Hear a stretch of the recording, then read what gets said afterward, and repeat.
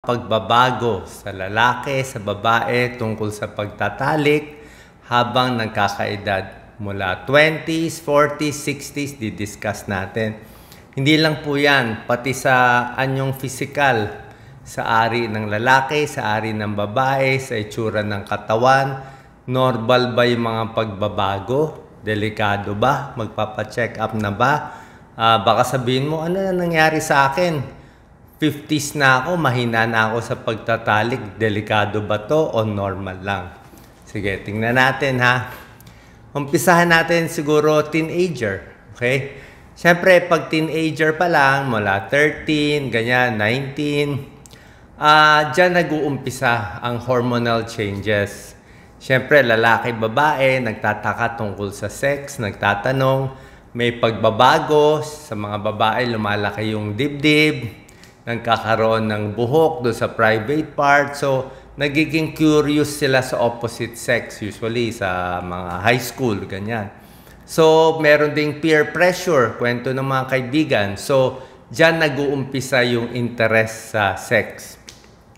Pagdating ng 20s, o kahit mga 18 to 20s, 20 up to 29 years old, tingnan nyo anong mangyayari, ha? Unahin natin lalaki. Lalaki, 20 to 29, dyan po pinakamataas ang sex drive ng lalaki. Talagang sobrang hilig, sobrang yung utak niya parang yun na lang ang iniisip. Bakit? Kasi physically, ang taas ng testosterone level ng lalaki. Pinakamataas yung testosterone, ito yung pampamacho ng lalaki at edad. Actually, 18 years old pa lang eh. 18 years old, pinakamataas yung sex drive ng lalaki hanggang mga 25 up to 29 years old. Kaya, dun talaga pinaka-excited, yan lang iniisip ng lalaki, mataas yung sexual desire ng lalaki. High libido. Pagdating naman sa babae, pareho ba sa 20s, edad 20 to 29, magugulat kayo Pag babae, edad 20 to 29, actually, hindi ito peak, hindi ito pinakamataas na libido ng babae. Medyo mababa-baba pa nga eh. Sa 20 to 29, ang babae, oo, interested sa sex, pero hindi pa yun ang pinakamataas na peak. Pag ang babae, edad 20 to 29, dito naman siya very fertile. Mabilis siya mabuntis. So, ililinaw ko ang babae 20 to 29, mas mabilis mabuntis, pero yung libido ng babae hindi pa ganun kataas. Ibig sabihin yung utak niya, marami pa siya ibang iniisip na bagay. Hindi lang sex ang iniisip. Hindi tulad ng lalaki, edad 20s, puro yun na lang iniisip. Punta tayo. Pag edad 30s, mula 30 to 39, tingnan natin anong mangyari. So, pag edad 30s na lalaki, magugulat kayo edad 30s na lalaki, unti-unti na bumababa ang testosterone. 1% per year. Hindi naman malaki pagbaba, pero 1%. Kaya mapapansin ng mga lalaki, nung edad 20 siya o teenager, sobra siya hilig sa sex, mga ganyan, pagpanliligaw. Pero pagdating ng 30 up to 39 years old, medyo malakas pa rin yung sex drive, pero medyo hindi na ganun ka 100% pa. Parang kung dati at edad 20s, kaya niya araw-araw magtalik. Pag edad 30, siguro every other day, medyo 2 times, 3 times a week na lang. So bumababa na konti-konti. Ano naman nangyayari sa babae pag edad 30s? Babae naman tayo, 30 to 39. Magugulat kayo ang mga babae pag 30s, dito tumataas ang sex drive. Hindi nyo alam yan So pagdating ng 30s, ayon sa mga research, pag-aaral, dito pinakamataas libido ng babae. Dito sila nag-iisip ng mga tinatawag na quote-unquote sexual fantasies. Kaya nga siguro yung mga romance novel, yung mga teleserye, yung mga puro ligaw, ang pinaka-excited yung mga edad 30 to 39 na mga babae. Dito pinakamalakas yung sex drive nila. Paano ma-explain? Siguro sa estrogen level. Oo. Pero, another explanation kasi ito naman sa theory lang naman teorya ng mga expert na baka ito na kasi yung last chance na magbuntis sila At 30 to 39, kung gusto pa magbuntis, ito pinakamagandang time pa. 'Di ba? Kasi nga pagdating ng 40s, doon pagkaya 45 na sila, doon sila magbubuntis, mahirap na. Kaya siguro tumataas yung sex drive. Possible din yan at 30 to 39. So, reproductive priority ng babae. Okay. Ngayon, pagdating na ng 40s, 40 to 49, dito na pababa. Pareho ng bababa, konti-konti. Pero sa pagbaba ng sex drive, ang mga lalaki unang bababa. Kasi nga ang mga lalaki tumaas at edad 18 to 20s, mataas ang libido. Pag 30s, bababa na konti. Pag 40s na, 40 to 49, mas pababa na. So, ang mga lalaki pag 40s, baka once a week na lang magtatalik o once or twice a week na lang.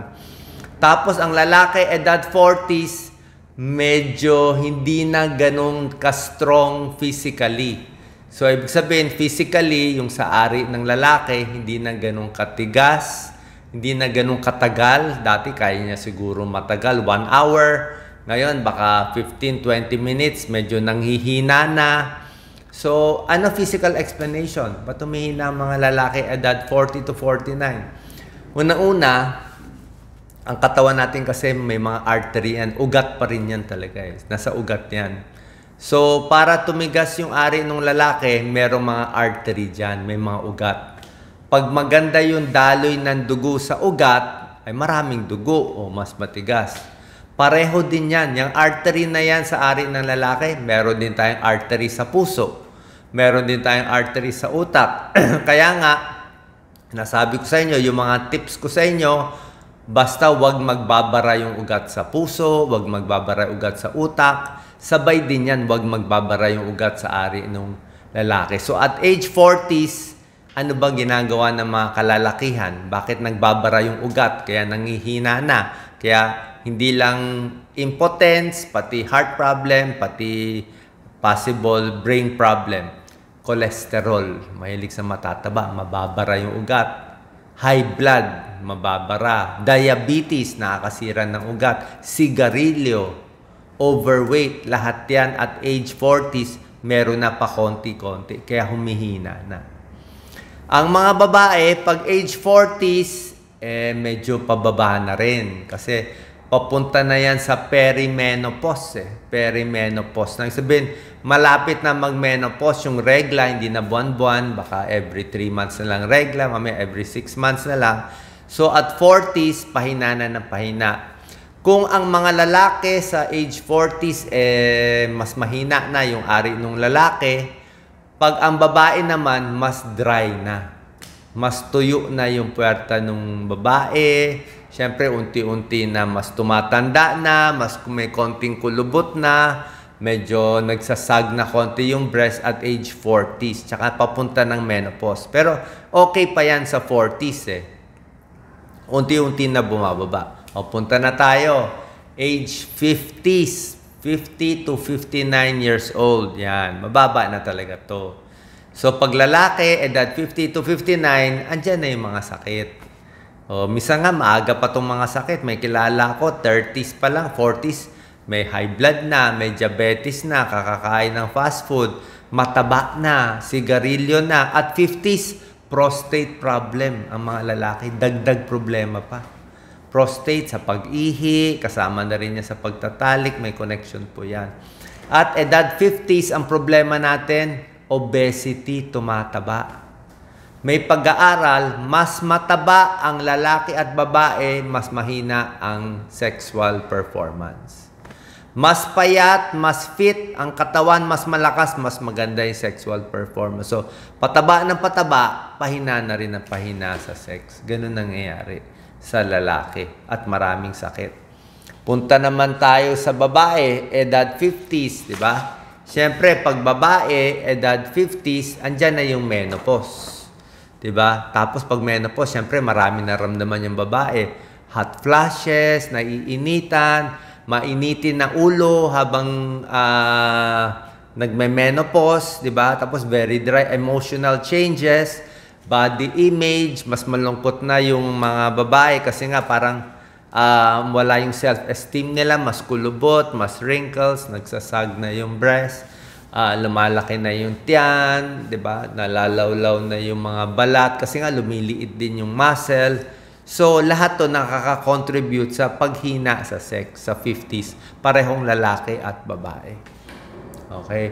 Ngayon, punta na tayo sa senior, 60s. Diretso na natin, 70s, 80s, yan na yan. So, pag senior na, tuloy-tuloy na talaga yung pagbaba. Kung ano nangyari ng 50s, mas tuloy-tuloy pa. Mas mahina pa, mas marami pa may impotence. Actually, edad 50s pa lang mga lalaki. Around 50% mahina na sa pagtatalik. May impotence ng lalaki 50 to 60. So, baka may mag-comment dyan, ako, 60s, 60 years old, malakas pa, kayang-kaya. Okay naman, kung kayang-kaya, di magaling. Pero ang ibig ko sabihin, normal lang na humina na pag edad 50s at 60s. Baka hindi na nga once a week ang sex, mamaya once a month na lang, gano'n na po kahina. Okay, dahil sa body image, sa stress, yung body pain, masakit na yung katawan, okay? Hindi na kaya yung dati na, paano ko ba sasabihin na hindi siya malaswa. Parang hindi na pwede yung masyadong acrobatic pag nagtatalik, na kung ano-anong position, hindi na po pwede yung ganon. Dapat yung simple lang para hindi lang mapilay ang katawan natin. Kasi nga, may arthritis, mataba, mahina na tuhod, masakit pa ang likod. Okay? So, meron tayong tips paano ma-increase ang sex drive, di ba? So, number 1 tip, para at least ma-maintain, gamutin ang high blood, gamutin ang diabetes, gamutin ang cholesterol. Okay? Ayusin, di ba, yung pagkain para hindi ma-high blood, blood sugar, cholesterol, at yan po, sigarilyo, tigil. Okay? Number 2 tip, kailangan laging mag-exercise. Exercise. Hindi yung sobrang exercise. Siyempre, pag matanda na, hindi na kaya sobrang exercise. At least lakad-lakad, di ba? Everyday lakad. Light weights pa rin. Pag sumakit ang katawan mo bigla, kaya sumakit ang shoulder mo, sumakit dito mo, di try mo pa rin ilakad. Yung paa mo muna palakasin mo. Kung tuhod mo naman sumakit, hindi ka makalakad, palakasin mo pa rin tong upper body mo, mag-grip ka, meron kang mga ginagawa, kasi yung tuhod naman masakit. So, wag mo ipapahinga totally yung katawan mo, kailangan tumigas. Para siyang haligi, para siyang poste ng building. Ito yung poste natin, pag tumatanda, humihina, buto, muscle, humihina. Pag hinayaan natin humina ang katawan, babagsak yung katawan. Makukuba, hindi na makakalakad, mawi-wheelchair, ayaw natin. Kaya i-maintain natin na nakatayo ang katawan, ang building, mas matagal. Pero hindi rin dapat puwersahin, basta konting lakad, okay pa rin. Okay? Tapos, number 3, dapat lose weight. Talagang konti lang kakainin. Mas konti kinakain, mas maganda. Kasi oras na magpataba tayo, mas hirap ang tuhod, mas hirap ang katawan, at mas mahirap din sa pagtatalik. Number 4, ano mga bad foods at good foods sa sex? Okay? Yung bad foods, bad talaga to. Yung good foods, medyo may tulong konti ang good foods. So, ang bad foods, yung mga alak, hindi maganda. Matataba, baboy, baka, butter, prito, fast food, alam nyo na, puro mga bake. Lahat nakakabara ng ugat, ng artery, kaya hindi maganda sa pagtatalik. Okay? Yung mga pagkaing maganda sa good para sa sexual function, actually may tulong lang to, hindi naman talaga to 100%. Yung mga talaba, oyster, baka may tulong, avocado, strawberry, mga healthy yan, pakwan, sweet potato, patatas, spinach, lahat ng gulay maganda, hindi nakakabara ng ugat, garlic, onion, sibuyas, bawang, mga sibuyas dahon, lahat po yan very healthy, pampababa ng cholesterol, baka may tulong pa sa blood pressure konti, may tulong po yan. Okay? So, 1, 3, 4. Number 6, stress. Bawas sa stress. Diba? Pag sobrang stress, hindi rin maganda. And number 7, lastly, dapat mag-connect pa rin tayo sa partner natin. So, para ma-maintain, kailangan may pagmamahal. Siyempre, pag senior na, mainitin na ang ulo. Kailangan kausapin ng partner, magsakripisyo, magsama ng mag-ayos.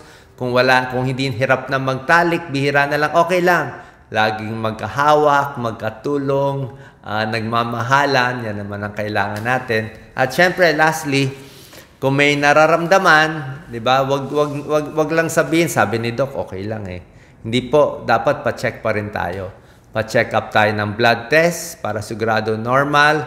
Pag lalaki, pa-check sa urologist kung may impotence, hirap magtalik. Pag sa babae, pa-check tayo sa OB/GYN. Sana po nakatulong tong video po. Share po natin sa ating mga kapamilya. God bless.